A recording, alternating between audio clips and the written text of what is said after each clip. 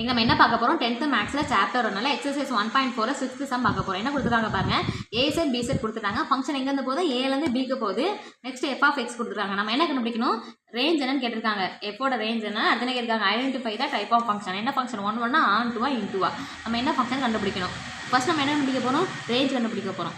ரேஞ்ச்னா டொமைனில் எந்தெந்த எலமெண்ட்டுக்கு கோடமையில் எந்தெந்த எலமெண்ட்டுக்குலாம் மேப்பிங் இருக்கும், அதான் என்ன சொல்லுவாங்க, எடுத்து எழுதுவாங்க. அதான் என்ன சொல்லுவாங்க, ரேஞ்சுன்னு எழுதுவாங்க எழுத்து. அப்புறம் நம்ம மேப்பிங் தேவை.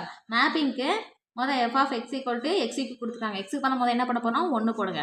அப்போ f of 1 equal to 1 cube. 1 எத்தனை டைம்ஸ் போட்டு மல்டிப்ளை பண்ணால் ஆன்சர் 1 தான். நெக்ஸ்ட் எக்ஸுக்கு பண்ண என்ன பண்ண போகிறோம், 2 போட போகிறோம். அப்போ f of 2 equal to 2 cube. அப்போ 2 2 சார் 4, 4 2 சார் 8 கிடைக்கும். அதே மாதிரி எக்ஸுக்கு பண்ண என்ன போட போகிறோம், 3 போட போகிறோம். அப்போ f of 3 equal to 3 cube. அப்போ 3 3 சார் 9, 9 3 சார் 27. நெக்ஸ்ட் என்ன போட போகிறோம், எக்ஸுக்கு பதில் 4 போட போகிறோம். அப்போ f of 4 equal to 4 cube. அப்போ 4 4 சார் 16, 16 × 4 64.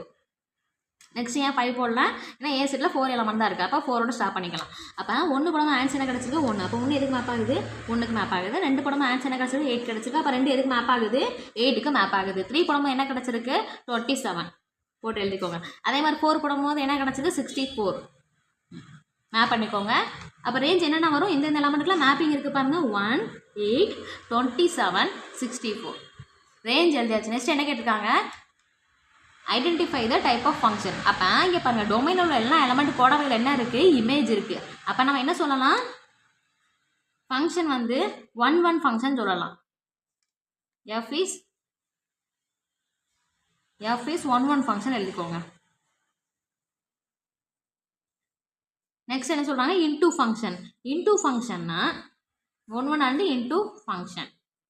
இன்டூ ஃபங்க்ஷன்னா கோடமைனில் ஏதாவது ஒரு எலமெண்ட்னால என்ன இருக்கக்கூடாது, ப்ரீ இமேஜ் இருக்கக்கூடாது. பட் இங்கே என்ன இல்லை பாருங்கள், 2க்கு இல்லை, 3க்கு இல்லை, 4க்கு இல்லை, 5க்கு இல்லை. அதே மாதிரி நெக்ஸ்ட்டு நிறையா இல்லை. அதில் வந்து இதை என்ன சொல்லிடலாம், இன்டூ ஃபங்க்ஷன் சொல்லிடலாம். நெக்ஸ்ட் சம் நெக்ஸ்ட் வீடியோவில் பார்க்கலாம்.